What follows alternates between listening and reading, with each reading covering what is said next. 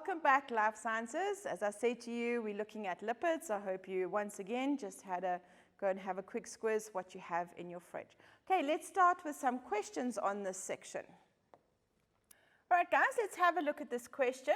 Okay, basically, we've got a table. There's 3 different cereals, cereal A, B, and C. They've got a whole lot of information there, and very important that each pack is 500 grams. Right, it's a box of cereal. Right, so now we've said here that there's a 15-year-old boy, and these are the symptoms that he is showing. His gums are bleeding, his nose is bleeding, and he's got sores on his skin. Right, so now if we have a look here, the first question, we're going to ask a purely, simple one. What are the monomers or the building blocks of fat? Remember, 3 little pigs and the big bad wolf. So the answer was 3 fatty acids and the 1 glycerol. Right, remember we can ask a whole lot of questions, but we're concentrating on this fat. Okay, now we had the list of symptoms. He's got bleeding gums, he's got a nosebleed, and he's got sores on the skin. Right, so using the list of symptoms mentioned below, name a deficiency disease that the boy is suffering from. Guys, the nosebleed and the bleeding gums are a big giveaway because that means the blood vessels are not healthy. And what do we need for healthy blood vessels? We need vitamin C. So the chances are he's probably got a bit of scurvy there, you know, where the gums are not so healthy, etc. Okay, so now we're going to have a bit of a, how can I say, a calculation question. Now it says, calculate the percentage of vitamin C in cereal B. Now, if you have a look, you've got to go to vitamin C, right, and there is 30. Now, 30 what? Grams, guys, grams. And how many, what was the mass of the box? It was 500 grams. So 30 of the 500 is the percentage, right? And it's times by 100 if you want to get the percent. And I did this beforehand, so I don't have this miraculous brain. And your answer should have been 6. 6 what? Okay, percent.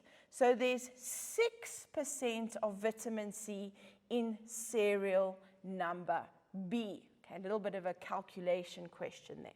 Now you need to decide which cereal, A, B, or C, will be least suitable to the boy, right?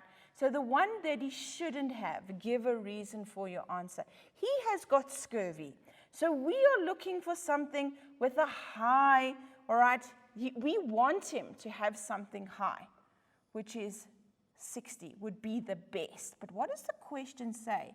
It actually says to him, which one should he not take? And if we have a look here, 35, all right, grams here, and 30 grams of, so we worked out the percentage. This cereal B, he mustn't have. Why? It has too little vitamin C. Right, what do we want? It says here will be the least suitable, right? Not suitable. So this is the one we definitely don't want him, all right, to take.